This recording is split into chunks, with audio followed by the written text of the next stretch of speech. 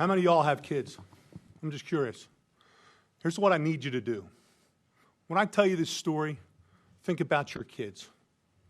Think about your child coming home from a night out with their friends, laying down, going to sleep, feeling somebody come in the room and wake them and drag her out of bed, naked, forced on her knees, with her hands over her head, begging for her life, begging for her hero, her father, me, that couldn't be there. She was 5'3". She weighed 115 pounds. Bang!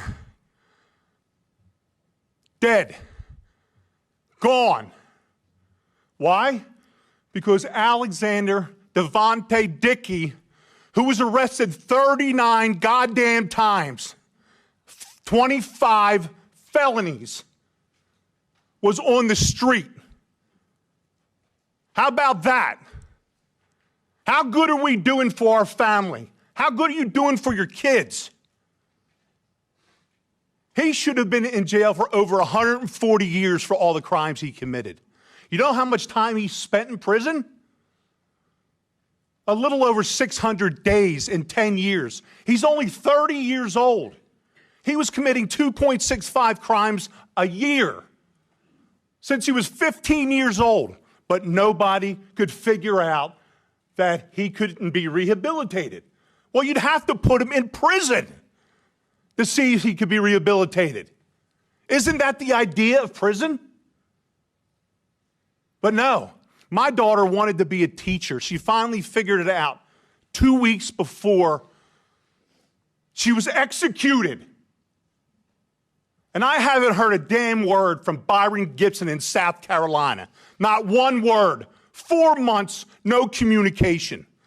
His biggest concern was that he was pissed off about my interview and how I made him look on the Fox News channel with Trey Gowdy. How pathetic is that? That we're letting our 22-year-old kid visiting friends. It's all she ever wanted to do was visit friends. And she literally was executed while on her knees begging for her life. Her name's Logan Federico, not Irina. And you will not forget her. I promise you. You will be sick and tired of my face and my voice until this gets fixed. I will fight until my last breath for my daughter. You need to fight for the rest of our children, the rest of the innocents, and stop protecting the people that keep taking them from us. Please. You have the power.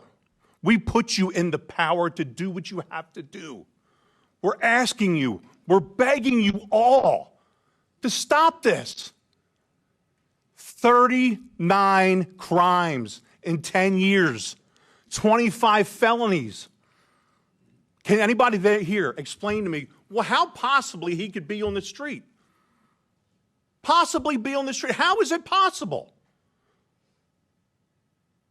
I could sit down in a room and I could explain the whole process of how it failed, how South Carolina failed, Logan, okay? How lack of communication.